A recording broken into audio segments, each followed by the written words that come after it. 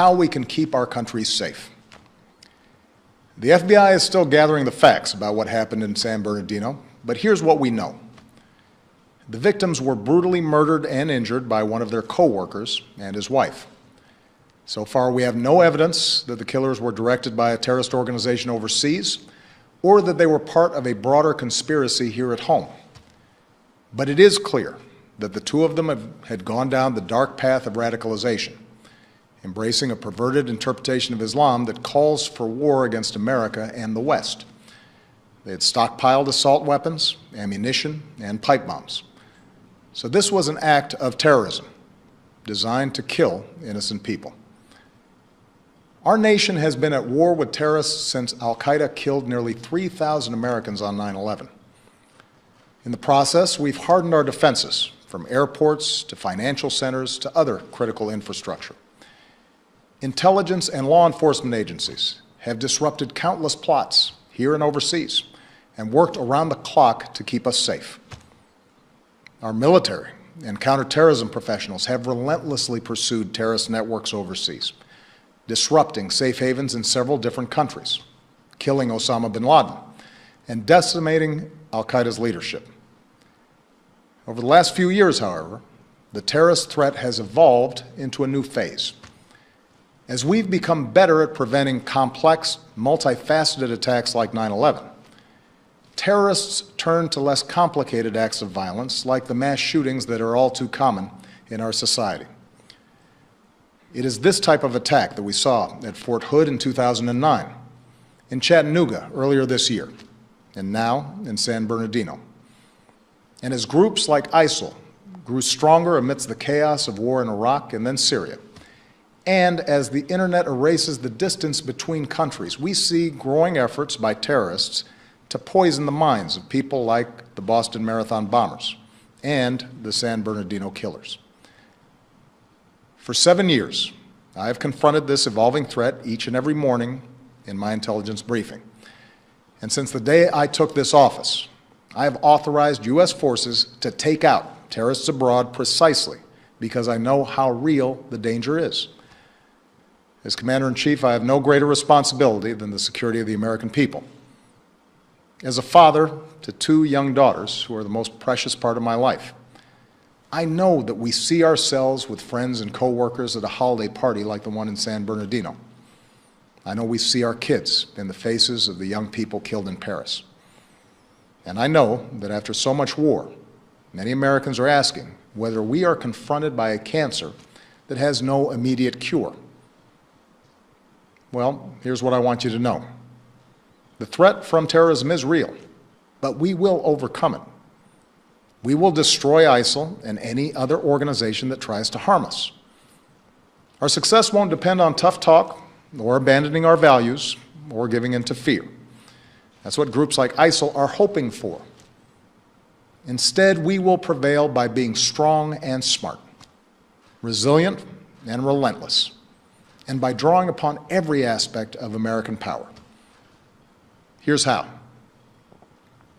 First, our military will continue to hunt down terrorist plotters in any country where it is necessary. In Iraq and Syria, airstrikes are taking out ISIL leaders, heavy weapons, oil tankers, infrastructure. And since the attacks in Paris, our closest allies, including France, Germany, and the United Kingdom, have ramped up their contributions to our military campaign, which will help us accelerate our effort to destroy ISIL.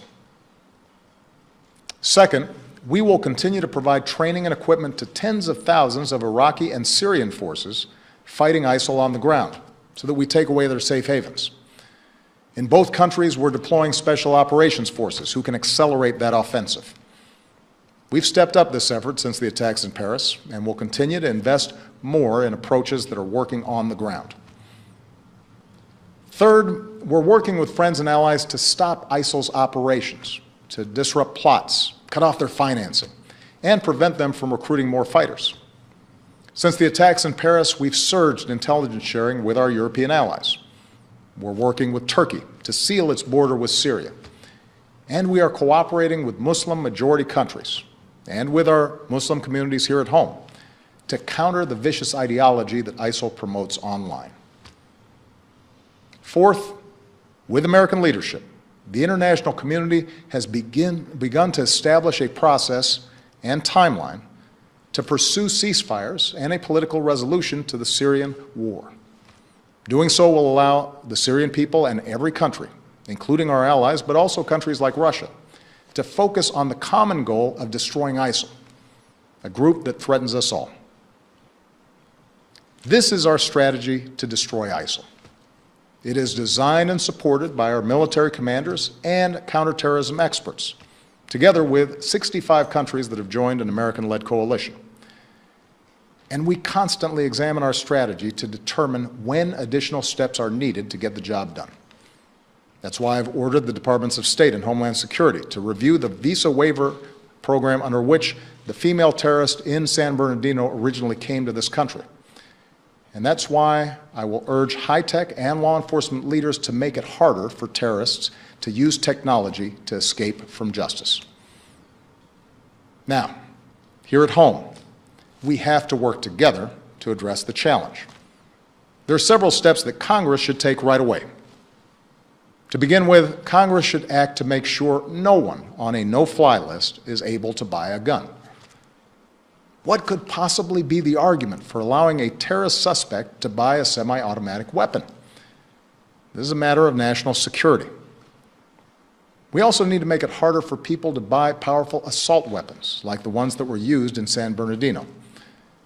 I know there are some who reject any gun safety measures, but the fact is that our intelligence and law enforcement agencies, no matter how effective they are, cannot identify every would-be mass shooter, whether that individual is motivated by ISIL or some other hateful ideology.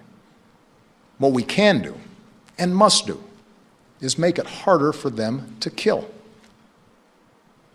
Next, we should put in place stronger screening for those who come to America without a visa so that we can take a hard look at whether they've traveled to war zones. And we're working with members of both parties in Congress to do exactly that. Finally, if Congress believes, as I do, that we are at war with ISIL, it should go ahead and vote to authorize the continued use of military force against these terrorists. For over a year, I have ordered our military to take thousands of airstrikes against ISIL targets. I think it's time for Congress to vote to demonstrate that the American people are united and committed to this fight. My fellow Americans, these are the steps that we can take together to defeat the terrorist threat. Let me now say a word about what we should not do. We should not be drawn once more into a long and costly ground war in Iraq or Syria. That's what groups like ISIL want. They know they can't defeat us on the battlefield. ISIL fighters were part of the insurgency that we faced in Iraq. But they also know that if we occupy foreign lands, they can maintain insurgencies for years, killing thousands of our troops, draining our resources, and using our presence to draw new recruits. The strategy that we are using now, airstrikes, special forces, and working with local forces who are fighting to regain control of their own country, that is how we'll achieve a more sustainable victory. And it won't require us sending a new generation of Americans overseas to fight and die for another decade on foreign soil. Here's what else we cannot do. We cannot turn against one another by letting this fight be defined as a war between America and Islam. That, too, is what groups like ISIL want. ISIL does not speak for Islam. They are thugs and killers, part of a cult of death. And they account for a tiny fraction of more than 1 billion Muslims around the world, including millions of patriotic Muslim Americans who reject their hateful ideology. Moreover, the vast majority of terrorist victims around the world are Muslim. If we're to succeed in defeating terrorism, we must enlist Muslim communities as some of our strongest allies, rather than push them away through suspicion and hate. That does not mean denying the fact that an extremist ideology has spread within some Muslim communities. It is a real problem that Muslims must confront without excuse. Muslim leaders here and around the globe have to continue working with us to decisively and unequivocally reject the hateful ideology that groups like ISIL and al-Qaeda promote, to speak out against not just acts of violence, but also those interpretations of Islam that are incompatible with the values of religious tolerance, mutual respect, and human dignity. But just as it is the responsibility of Muslims around the world to root out misguided ideas that lead to radicalization, it is the responsibility of all Americans, of every faith, to reject discrimination. It is our responsibility to reject religious tests on who we admit into this country. It's our responsibility to reject proposals that Muslim Americans should somehow be treated differently. Because when we travel down that road, we lose. That kind of divisiveness, that betrayal of our values, plays into the hands of groups like ISIL. Muslim Americans are our friends and our neighbors, our co-workers, our sports heroes. And yes, they are our men and women in uniform who are willing to die in defense of our country. We have to remember that. My fellow Americans, I am confident we will succeed in this mission because we are on the right side of history. We were founded upon a belief in human dignity, that no matter who you are or where you come from or what you look like or what religion you practice, you are equal in the eyes of God and equal in the eyes of the law. Even in this political season, even as we properly debate what steps I and future presidents must take to keep our country safe, let's make sure we never forget what makes us exceptional. Let's not forget that freedom is more powerful than fear, that we have always met challenges, whether war or depression, natural disasters or terrorist attacks, by coming together around our common ideals as one nation and one people. So long as we stay true to that tradition, I have no doubt that America will prevail. Thank you. God bless you, and may God bless the United States of America.